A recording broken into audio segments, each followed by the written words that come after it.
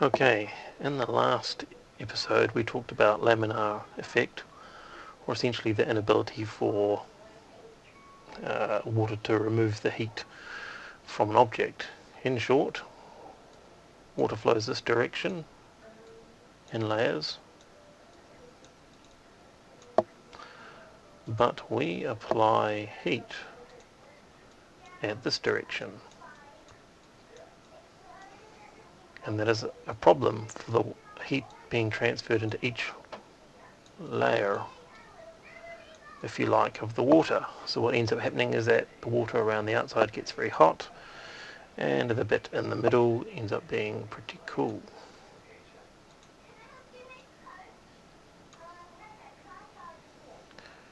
Something like that.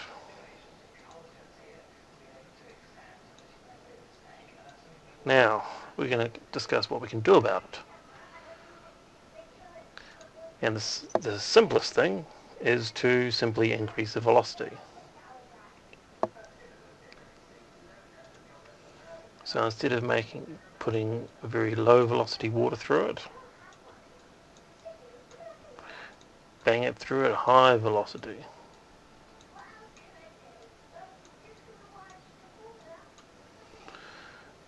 Because the water on the outside,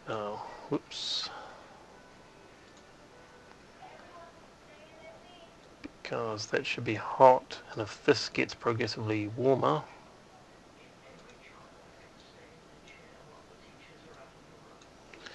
if you take it away faster, obviously this warmer water is replaced with cooler water. The second thing you can do is to simply reduce this distance, make them narrower. Therefore there is less distance required of normal conduction through the water this way, because it'll be shorter. Now those are the two simple things, but they're fairly unexciting. Increase velocity, make the channels narrower. Cool. And the other thing you can do is change the design. So we're going to have a look at some of the other designs. We're not going to discuss which design is better or worse. We're just going to look at some ways people deal with this water's inability to mix with itself. Okay, this problem. We're applying heat here, but we're taking the water away that direction. How do we take the hot water, which is here, and mix it with the cold water that is over here? So this is where you see some interesting designs.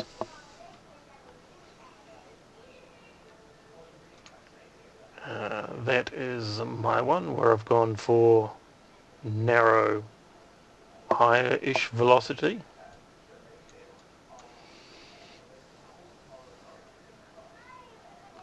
The next obvious one is, actually I'm going to go this one here, square pins. Now how that works, well, for the process of this argument, is that the water comes down here and then goes along here.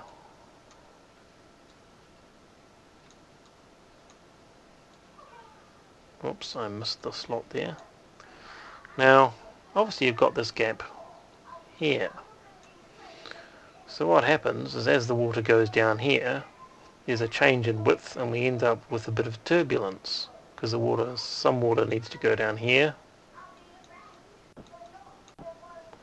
So you end up with a bit of a swirl going on here.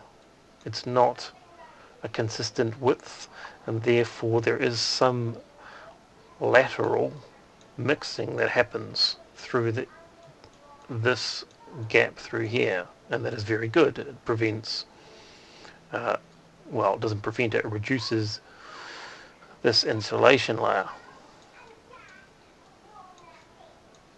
Because now when this happens, we get a bit of mixing going on.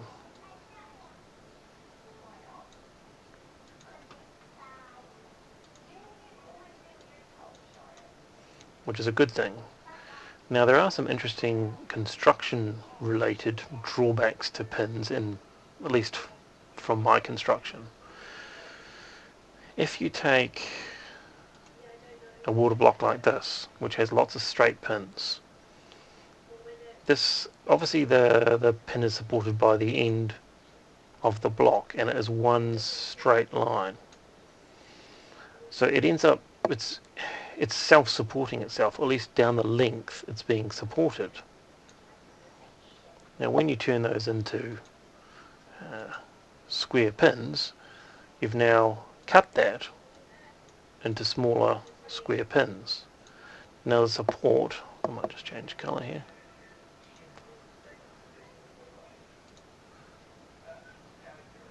Now you've obviously, on the long slots, you had support all the way down here. And now you've cut them into small pins. Now in this particular block, those pins are very large, so it doesn't really matter. But for a block like my one, if you cut it this way, the problem you have is that these pins are now so fine that they will bend/break. So you end up with the situation where if you go to a square pin, you may have to increase the width of it, or the length, or both, probably both, to be able to support its own mass. If you don't, it'll break/bend. So a design like this is good because it does increase turbulence without reducing surface area. And assuming they're all square, the surface area will be the same. Now another option is to go to this, and this is actually a model of a fusion block from TEC back in the day, where they went for round pins.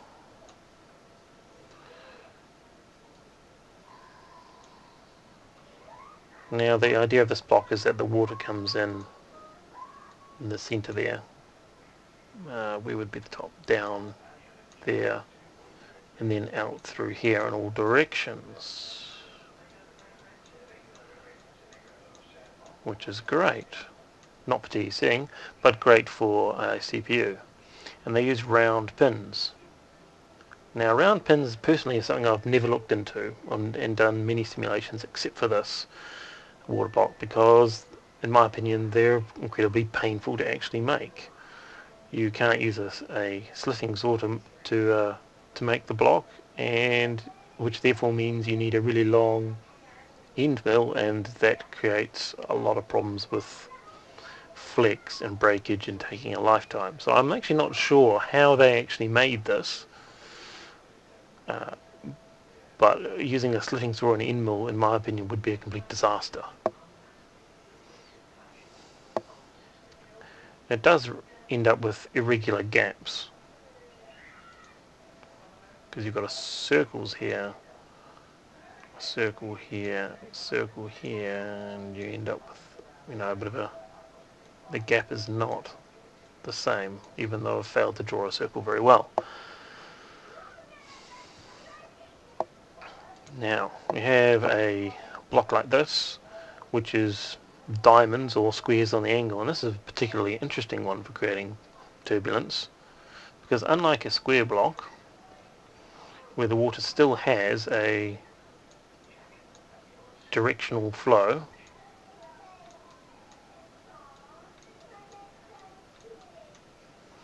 the diamond block does not. There isn't a clear path directly down there, so that means the water has to take a zigzag down the block, which is going to take me ages.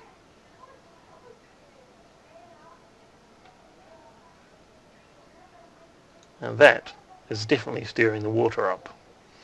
However, the more turbulence you have in a block like this, the more restriction that creates.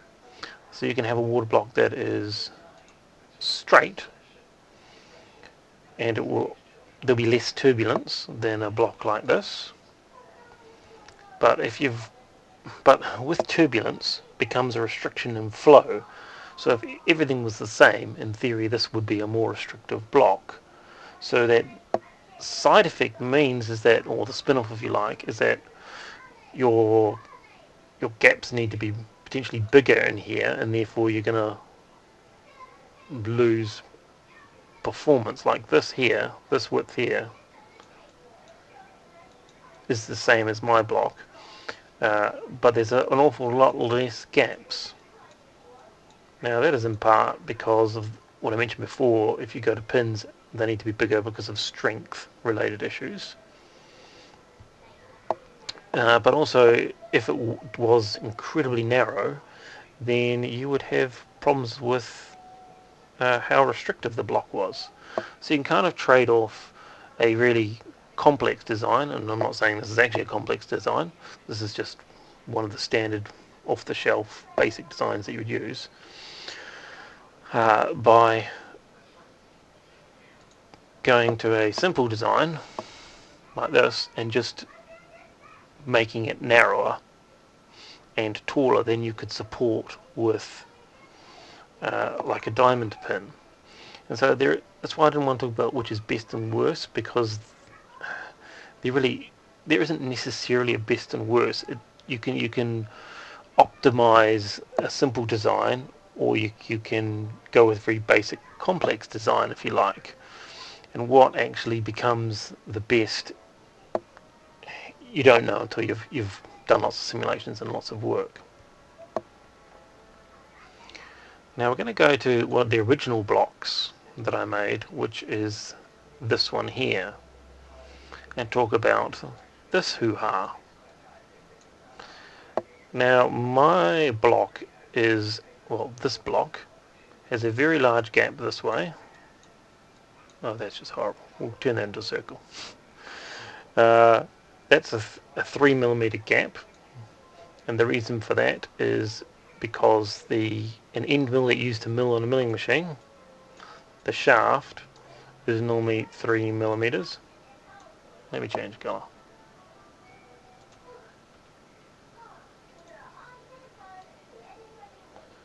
Better change that to millimeters, not meters too. The shaft of it. And then you have the serration, which I haven't decided how I'm going to draw that.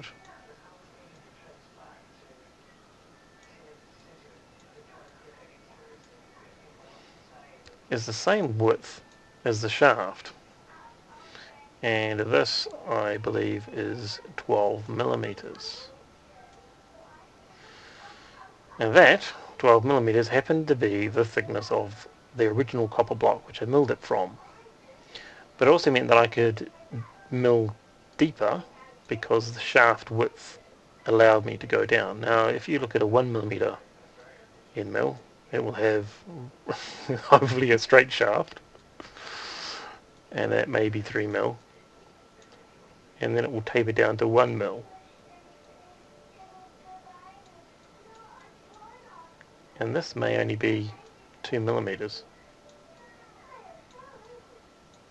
That means I cannot mill down all of the way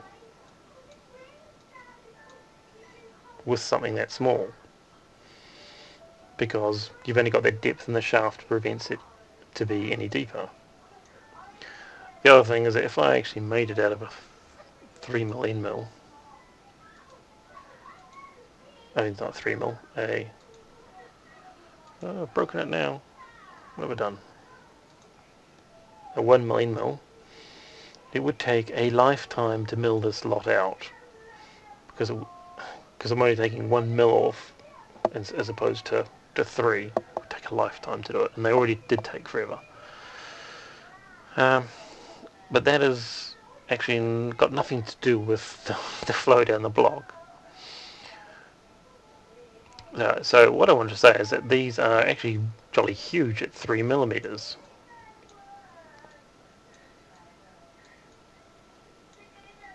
Which meant I could had a lot of problems with the flow going down the sides, and the majority of the water is banging down the middle. So I made these here, these cutouts. And the idea behind that is as the water goes down,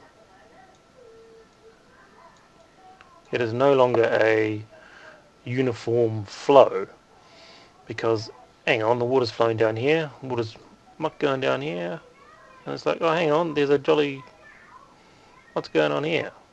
So it ends up having to go in like that, or like that, which doesn't really actually happen like that. It comes down here, continues on, but it ends up doing a bit of a swirl as it goes past each one of these. Now that is great because it ends up mixing all this hoo-ha up. As it goes past these, it ends up mixing it up. So my water actually becomes that, if you like, as opposed to cold water down the middle and hot water down here. The other benefit is that the surface area is increased because the surface area of the circle is greater than the straight line. So that's cool. That's why I did that. Although you actually can't see it in this view, I actually drilled, and not in the same place as these, like here. Oh, actually, let's do it. Like here, into the bottom of the block. So here's the bottom that's running along the channel, and so there was some milled slightly lower into the bottom of the channel. And that was for the same idea as it rolls along down here. Not only is it having this swirling effect on the side, it's also having it on the bottom to help mix it up. So that is that block. So I did that because this is a relatively free-flowing block. The barb comes in something like that. So you got 3mm that way, 3mm that way, 3mm that way, 3mm in this way, and you've got all this depth as well, which we can't see. Now I forget what the depth of that is, but it's significant.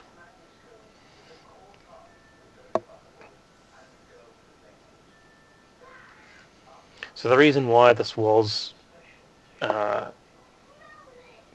way it was is for construction reasons, and I didn't want to use a slitting saw, which I will come to in a later video, which I'm going to do after this one, which is why did I go from this design to this design, and why didn't I go for this, or this, which I've kind of already half explained, but each video I'm somewhat covering a bit from the previous video. So hopefully you like that. So easy way to reduce this problem is essentially you need to mix the water this direction.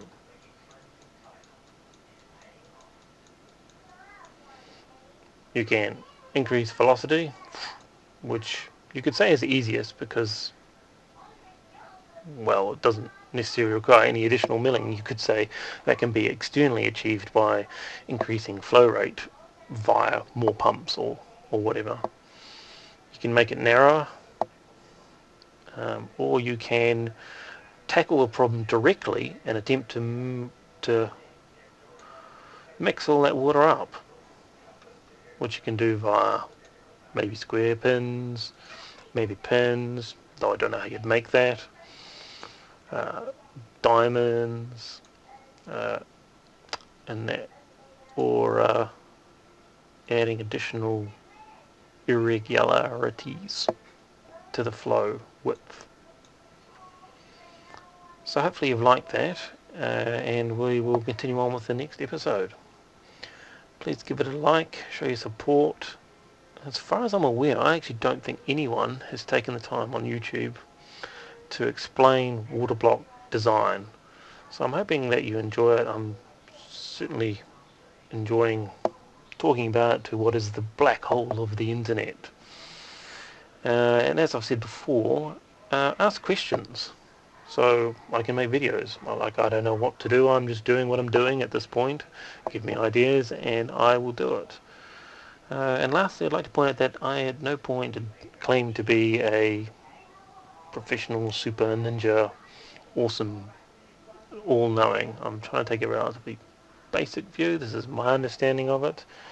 And I'm happy to learn together with all of you guys. See you later. Bye-bye.